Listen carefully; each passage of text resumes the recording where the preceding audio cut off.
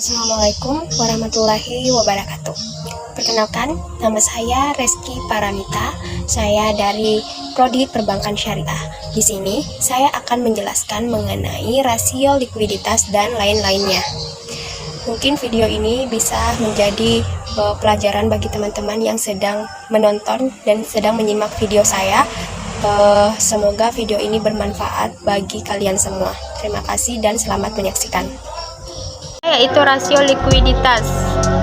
Rasio likuiditas terbagi menjadi dua, yaitu rasio lancar dan rasio cepat.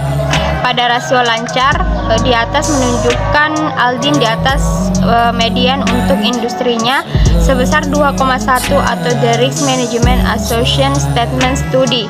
Bisa diinterpretasikan bahwa setiap hutang dijamin aktiva lancarnya.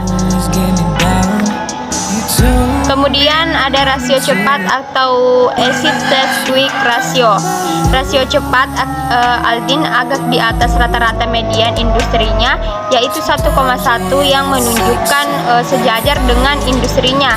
Bisa diinterpretasikan bahwa setiap hutang dijamin oleh aktiva lancar di luar persen. Selanjutnya materi kedua yaitu rasio leverage hutang. Nah, jadi di sini ada dua, yaitu rasio utang terhadap ekuitas dan rasio utang terhadap total aktiva. Kemudian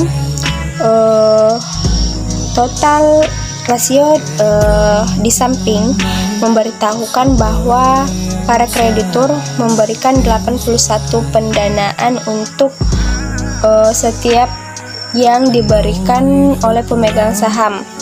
Median industrinya yaitu 0,80. Jadi Aldin sejalan dengan industrinya. Kemudian rasio utang terhadap total aktiva. Nah, rasio ini menunjukkan presentasi aktiva perusahaan yang didukung oleh pendanaan utang tersebut.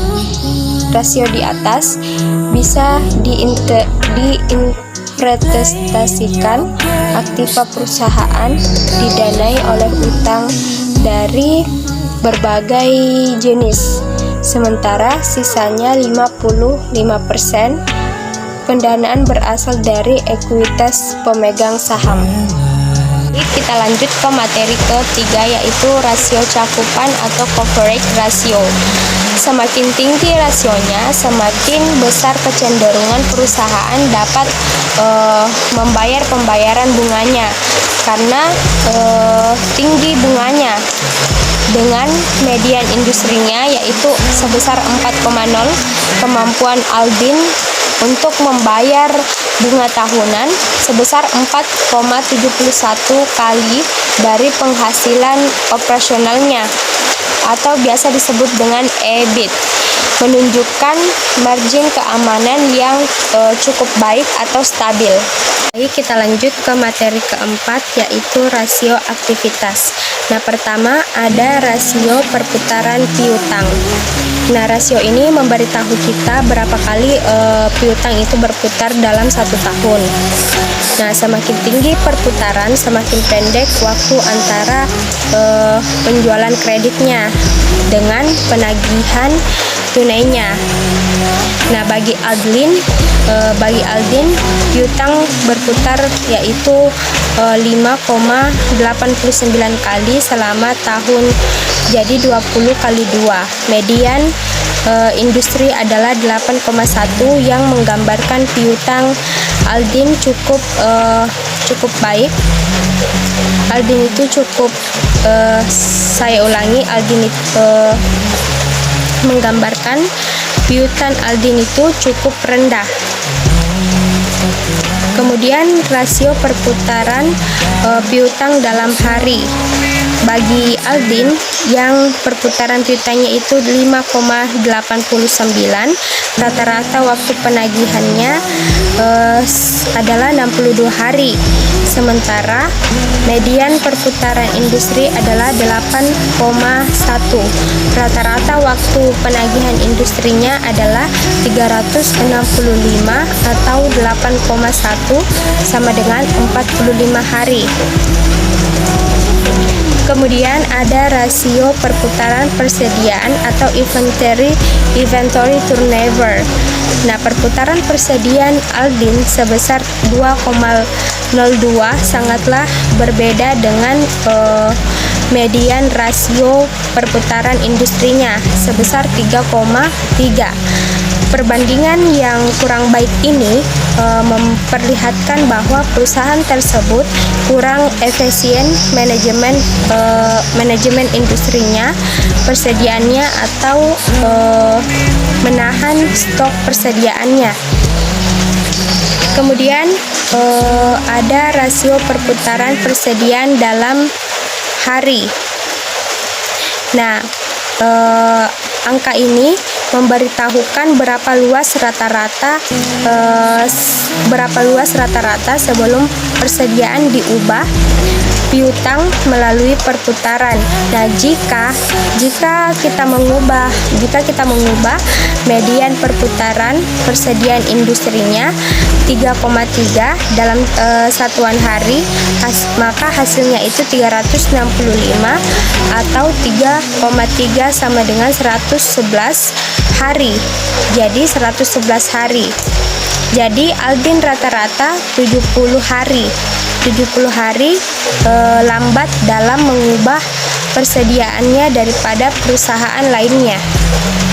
Kemudian kita lanjut ke E, yaitu rasio perputaran total aktiva atau modal.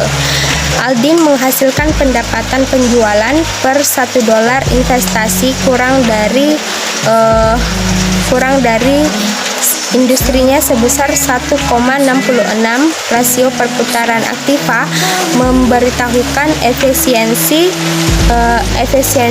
penggunaan total aktiva perusahaan untuk menghasilkan penjualan.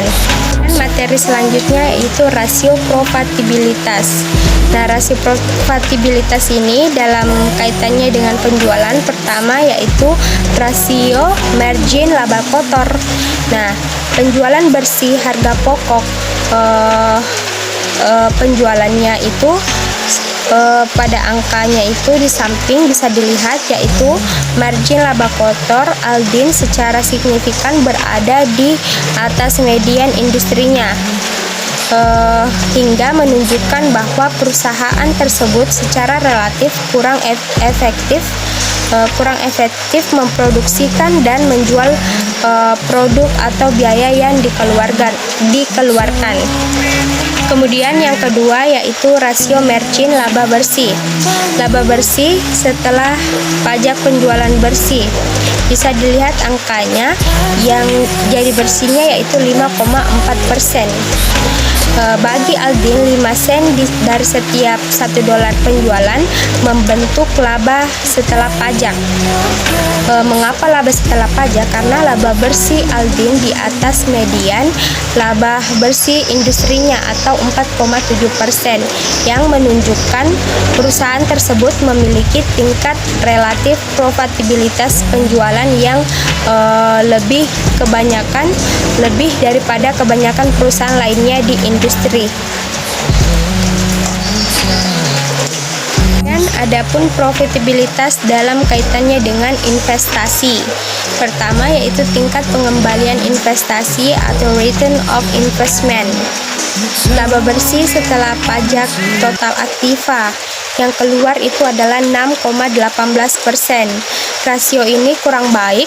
Mengapa kurang baik? Karena perbandingannya dengan nilai median industri lainnya itu sebesar 7,8%, di mana profitabilitas yang lebih tinggi per $1 penjualan, tetapi pengembalian atas investasinya yang agak lebih rendah. Kemudian ada tingkat pengembalian atas ekuitas. Yang kedua itu tingkat pengembalian atas ekuitas atau return of enjoyed equity row. Laba bersih setelah pajak ekuitas pemegang saham yang keluar itu sebesar 11,19%.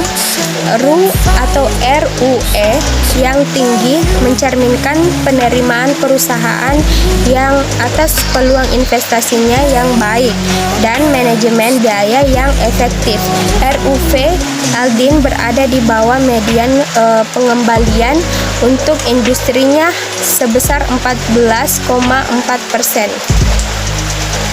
Teman bisa dilihat contohnya dalam tabel ini, rasio keuangan pilihan Aldin Manufacturing Company untuk tahun fiskal 20 dikali 20 kali 2. Bisa dilihat ini contohnya. Fuck around, 'cause you always get me